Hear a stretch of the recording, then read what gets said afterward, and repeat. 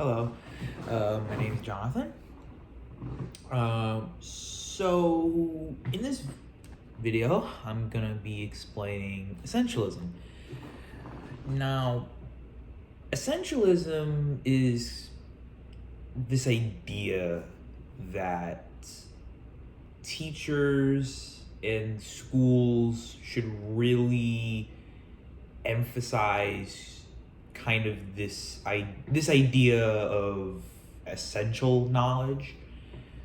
And what they mean by that is, subjects like math and, language arts, things that we typically associate whenever we go to school, and whenever the classes that are emphasized a lot, the ones that have tests at the end that aren't really electives, are just more requirements needed. There's not really a whole lot of flexibility, and usually those classes, they're kind of referring to as essential knowledge.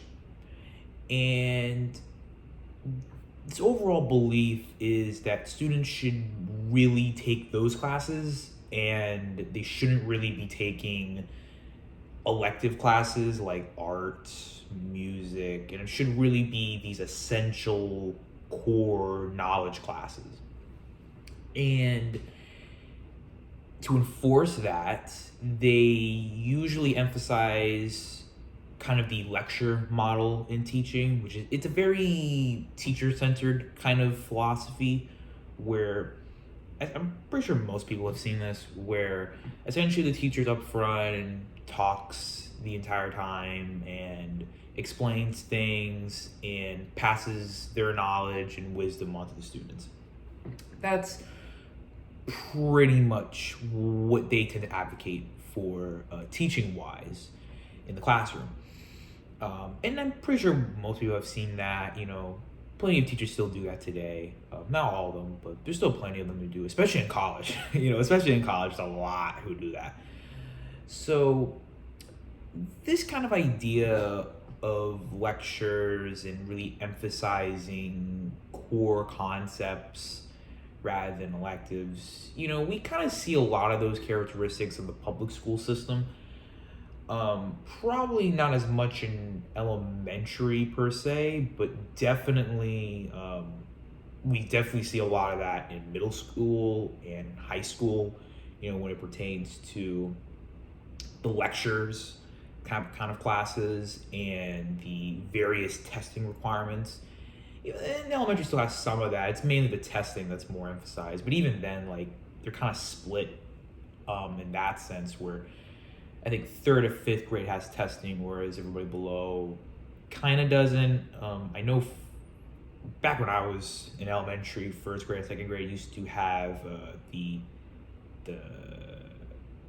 I forgot the name, but we had a test before, the SAT. No, SAT's the thing for college.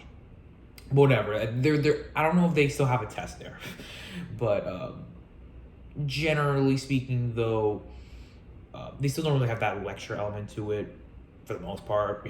It's kind of hard to lecture kindergartners. So essentially, that's kind of the whole concept of it. And we still see a lot of that today. Now, historically, this idea of essentialism came about around the early 20th century, where we saw kind of an early divide between how to teach, and that was kind of birthed through the debate over curriculums for high school. Should we groom students towards college, or should we emphasize more maybe just things that not going to college, maybe going to do other labor at the time, construction, things of that nature, factory. And we still also see that debate too today, where it's like, well, what direction should we really go towards? Should we keep the workshop classroom, or should we cut it and put more emphasis on testing classes? So we see that even today.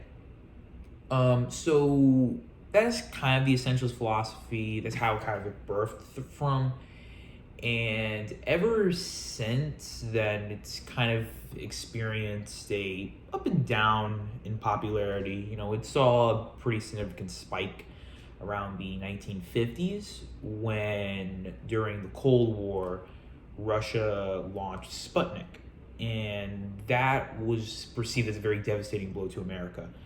And as a result, there was this big movement for this more authoritative action on education. And that ended up bringing back a lot of those essentialist beliefs. It kind of died down a little bit around before then, due to a lot of opposition from progressives with their kind of whole model of making it more children focused. Now, and even today, we still kind of see kind of that presence of essentialism. I feel a pretty good thing to point to is testing.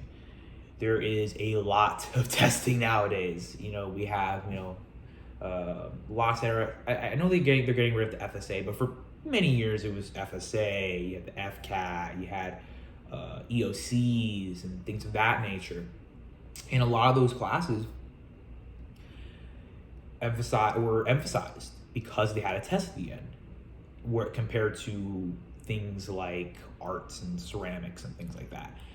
So there was this really big emphasis, well, both then, a little like maybe 2000s, and even today, we still see a lot of those emphasis on those core ideals, those core classes, math, English, things of that nature. And that's a very essentialist approach. And we still see the lectures even today. So we see a lot of essentialism today in particular. And, even in college, even though me and other students might not be in public school anymore, we still see a lot of essentialism even in college. There's still plenty of teachers who are lecturing and explaining things and have a very teacher-centered classroom. And there's a lot of appeal to it from a teacher perspective. It's a bit more simpler than just having a bunch of centers and arts and crafts and stuff like that. It's a little simpler to do. It puts less pressure on the teacher, especially the job's already hard to do. So, I understand the appeal for that. I think most people would. And yeah, essentialism is just a very simple and can be effective for some learners as well. But also, I do feel it's important to be upfront and honest with some of our opinions, and because I feel it's important to acknowledge them and explain them, then just totally brush them aside. We're not perfect. I just want to be upfront about this. Essentially, in that I don't really agree with essentialism. I think essentialism is one of those ideas where I think it works for some people, but doesn't really work for others. I never really had an issue with lectures. Like if I took a class that was mainly lecture, I wouldn't really be struggling or whatever. But I do know that there's some people who do, and a lot of that is because they just don't learn that way. And I feel this kind of goes to my overall opinion, in that I feel classes should be as flexible as possible when it comes to treating different learning styles. Not saying you can't do an essentialist kind of class. You can, and it's not gonna be the end of the world or whatever. But I just don't feel it's the most effective, considering how there's so many different learners that have so many different ways of achieving goals and understanding topics. So I just don't really agree with that concept. And ultimately, I feel like many other teachers I'm probably speaking for, I think there needs to be a balance between the two. I think there should be a little bit of lecturing, a little bit of more student-centered focused things, and on the subject part, when it comes to the essentialist belief of really emphasizing core essential knowledge, I feel there is some truth to that. But once again, I feel the current education system has kind of gone a little bit too far into that direction with the whole standardized testing and everything. So once again, I feel that a lot of things, there should be some degree of balance, a little bit of both, a little bit of mix, to ensure everything goes well and there's some degree of healthiness. And yeah, so that's my opinion and that's my explanation. I hope that wasn't too long. And yeah, I hope that was maybe that was interesting and helpful, and hope you have a good day.